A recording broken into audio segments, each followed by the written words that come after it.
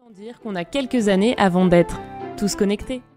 Bonjour les amis, j'espère que vous allez très bien, moi ça va. On se retrouve encore une fois dans la suite de cette formation en informatique des bases. Alors aujourd'hui, dans cette vidéo, on va aborder les systèmes d'énumération ou encore les systèmes qu'on utilise le plus souvent en informatique. Donc précédemment dans la vidéo, on a vu l'ordinateur et les systèmes binaires. Donc on a vu que les systèmes ou encore les systèmes binaires étaient les systèmes de base qui étaient basés comme langage compréhensible facilement par l'ordinateur. Maintenant dans cette vidéo nous allons aborder tous les systèmes d'énumération qu'on utilise le plus souvent en informatique et qui aussi sont compréhensibles directement par l'ordinateur. Donc pour commencer, lorsque je vous mets cette image, j'illustre comment est-ce que les informations sont transférées depuis l'entrée, depuis le périphérique d'entrée dans l'ordinateur et jusqu'au périphérique de sortie. Comme vous pouvez le voir, nous avons les différentes périphériques ici. Nous avons les claviers et la souris, nous avons l'écran aussi, les micros qui peuvent faire entrer les informations directement au niveau de l'ordinateur pour être traitées. Mais aussi pour ce qui est des unités de sortie compréhensibles qui vont convertir les informations compréhensibles directement par l'humain. Nous avons le moniteur ou l'écran, nous avons le robot, nous avons aussi les VR ou encore les BT ou bien encore une baffle qui peut ressortir du son ou bien de la musique sortant d'une musique ou bien une vidéo qui est en train d'être jouée directement sur la machine. Et ici on a encore aussi un petit moniteur sous forme d'une tablette ou bien d'un téléphone. Maintenant c'est ça. Maintenant vous allez comprendre quelque chose. Lorsqu'on parle des systèmes d'énumération, on a 4 types de systèmes d'énumération. Tout d'abord, basiquement, on a le système binaire qui est composé par les 0 et les 1. Les 0 qui signifie tout simplement qu'il n'y a pas passage du courant et les 1 qui signifie qu'il y a passage du courant directement. Donc voilà.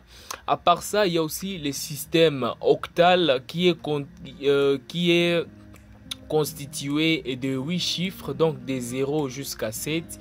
Donc on a 0, 1, 2, 3, 4, 5 jusqu'à 7, c'est ce qu'on appelle le système octal. On a aussi le système décimal le plus souvent utilisé dans la mathématique et d'autres sciences, qui est composé de 0, qui est composé de 10 chiffres, donc allant des 0 jusqu'à 9. Donc à part ça, on a aussi le système hexadécimal qui est composé de 16 chiffres allant des 0 jusqu'à F. Donc des 0 jusqu'à 9, on a 10. 10 voilà, et quand on commence à compter jusqu'à A, on a 11, B on a 12, C on a 13, D on a 14, E on a 15 et F on a 16 chiffres. Donc voilà pour tout ce qui est de la représentation de ces nombres. Maintenant ce qu'on va comprendre dans cette vidéo, c'est que lorsqu'on parle des systèmes des décimales, c'est le codage avec lequel l'homme travaille. Donc c'est le système de codage qui est facilement compréhensible par l'être humain bien sûr, et que l'être humain utilise le plus souvent. Donc il est utilisé pour la base 10. Donc quand on parle du système décimal, on va chaque fois comprendre la base 10 et il consiste à utiliser les chiffres allant des 0 jusqu'à 9. Donc on donne ici un exemple. Donc on va chaque fois mettre un nombre entre parenthèses et puis on va signaler l'exposant, plutôt la base 10.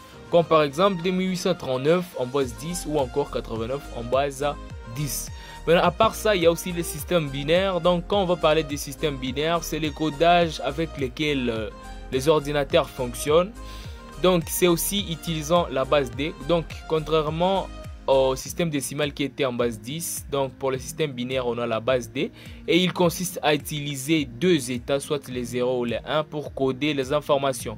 Donc voilà un exemple. Donc on va voir cette suite des 0 ou des 1 et qui aura à la fin la base D. Voilà un autre exemple ici, une suite des 0 et des 1 à la base D à la fin. Donc à part ça, on va voir aussi les systèmes octal, les systèmes hexadécimal. Donc pour ce qui est des systèmes octal, le système octal est un système de numérisation utilisant la base 8. Donc contrairement à décimal et binaire, pour décimal on a vu que c'était à base 10, pour binaire on voit que c'est en base 2.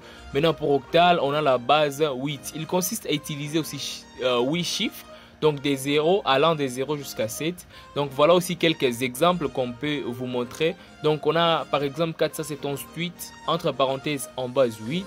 Donc 55 entre parenthèses en base 8. Tout le nombre que vous verrez ou tous les exercices que vous verrez, on a spécifié la base 8. Nous devons directement comprendre que c'est un système octal. Donc pour terminer, on a aussi le système hexadécimal. Donc pour ce qui est des systèmes hexadécimal, c'est un système de numérisation utilisant la base 16. Donc ici il y a une petite erreur s'il vous plaît. Donc c'est un système de numérisation utilisant la base 16. Je peux corriger s'il vous plaît. Ici c'est la base 16. Comme je vous ai dit, donc il y a 16 chiffres allant des 0 jusqu'à F. Donc on utilise 16 chiffres allant des 0 jusqu'à F. Donc on pouvait le voir ici. On a dit qu'à partir de A, on commence à compter de 11 jusqu'à 16. Donc pour ce qui est des exemples, je vous montre un exemple ici. On a par exemple E19A en base 16 et par exemple CDB03 en base 16. Donc voilà en quelque sorte comment auront la forme d'un système hexadécimal. Donc voilà pour tout ce qu'on devrait voir dans cette vidéo. Donc ici il y avait un petit correctif. Donc au lieu de la base 8, c'est la base 16. Donc je vous dis merci d'avoir suivi cette vidéo en intégralité. Si vous êtes nouveau sur la chaîne, n'hésitez pas à vous abonner. Si vous êtes ancien, merci de nous soutenir. Surtout, je vous donne rendez-vous dans une prochaine vidéo où on va continuer avec notre formation. Alors là, je vous dis ciao.